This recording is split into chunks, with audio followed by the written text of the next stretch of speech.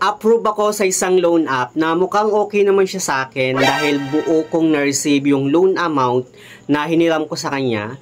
And isa sa mga nagustuhan ko ay hindi siya 7 days repayment. At isa sa mga nagustuhan ko sa kanya ay installment siya, 3 installment term siya. At alam nyo na kung anong loan app itong tinutukoy ko. Dahil nakalagay niya dyan mismo sa thumbnail yung kanyang pangalan. At siya yung pag-usapan natin dito sa ating panibagong topic ngayon. Kaya naman kung interesado ka, keep on watching.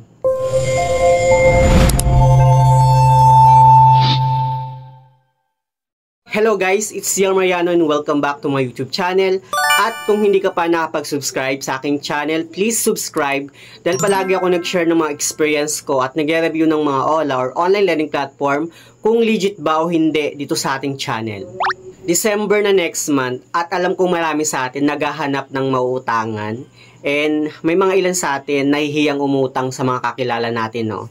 Pero meron nga akong isang loan app na i-share sa inyo na mukhang okay naman siya para sa akin kasi buo kong na-receive yung loan amount ko sa kanya after kong ma-approve. And ang nagustuhan ko nga sa kanya ay 3 installment term siya. And nakakatuwa lang kasi na-approve ako sa kanya kahit meron akong bad credit history.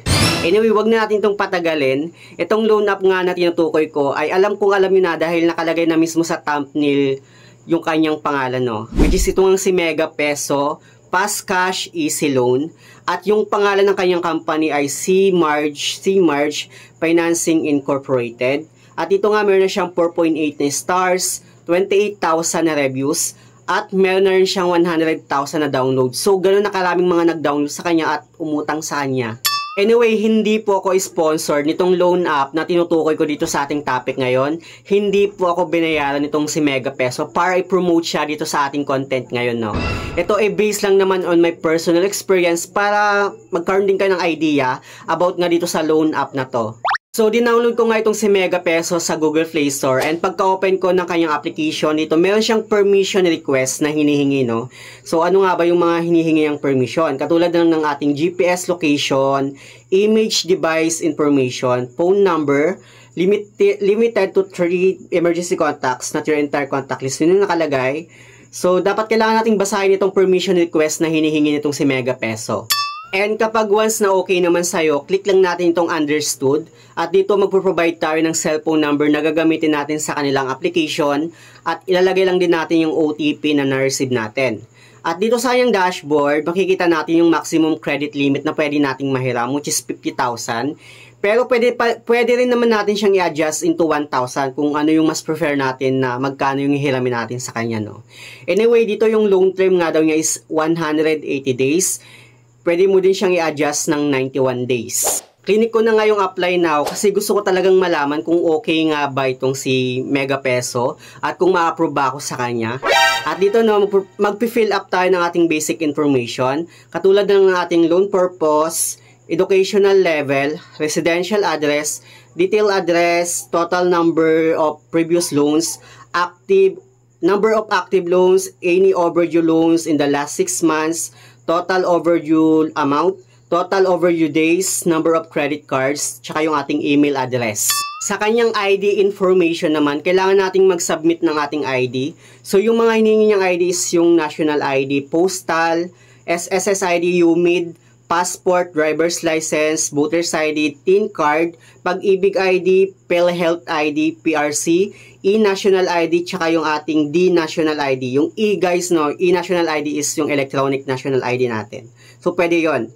At dito, no, mag-face recognition lang tayo para ma-verify nitong loan app na to na tayo yung umuutang sa kanya.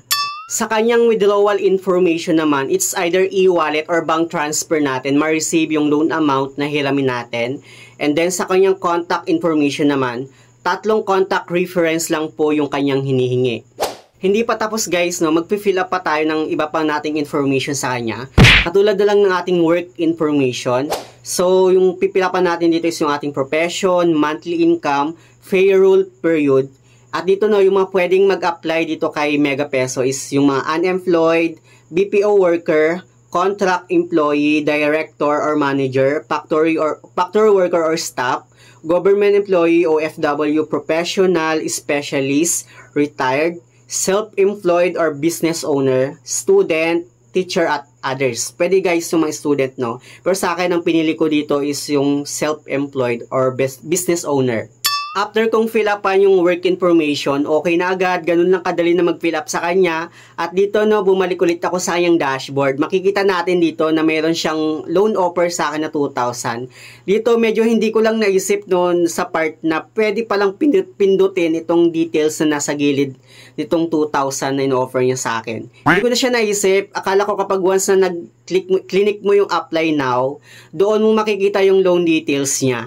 Pero pagka-click ko ng apply now, nag-application submitted na siya. So, hindi ko na nakita yung loan details niya, no. Medyo kinabahan ako kasi baka pumasok or baka ma-approve ako at pumasok na nga yung loan amount sa GCash ko tapos malaki pala yung kaltas niya.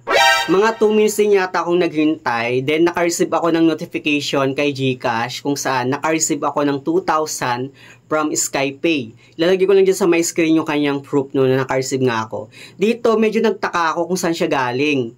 Until naalala ko na nag-apply nga pala ako dito kay Mega Peso. So, inopen ko agad yung application na to. At totoo nga na galing talaga kay Mega Peso. Na-approve nga ako sa kanyang 2,000. Buo kong na-receive yung loan amount sa kanya. So, chinek ko yung loan details. Nakita ko dito no na nakita ko na dito yung kanyang loan details. Medyo na-disappoint ako kasi dito sobrang laki pala talaga ng kanyang interest. Which is doon sa 2,000, 853 pesos yung total na interest niya. So, parang papatak siya ng 40 to 50% yung interest niya, no? At dito sa kanyang repayment schedule, chinek ko siya. Dito, medyo okay naman siya kasi hindi siya yung tipo na 7 days repayment. Kundi, payable siya ng after 15 days ko siyang babayaran. And then, dun sa second term niya is 1 month na siya. Pati dun sa third term niya is 1 month na rin.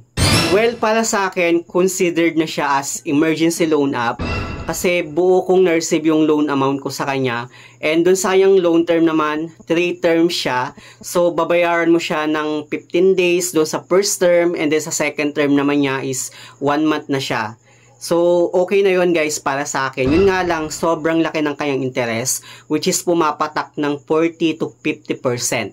Well, i-update ko kayo after 15 days kung legit nga ba talaga yung repayment term niya.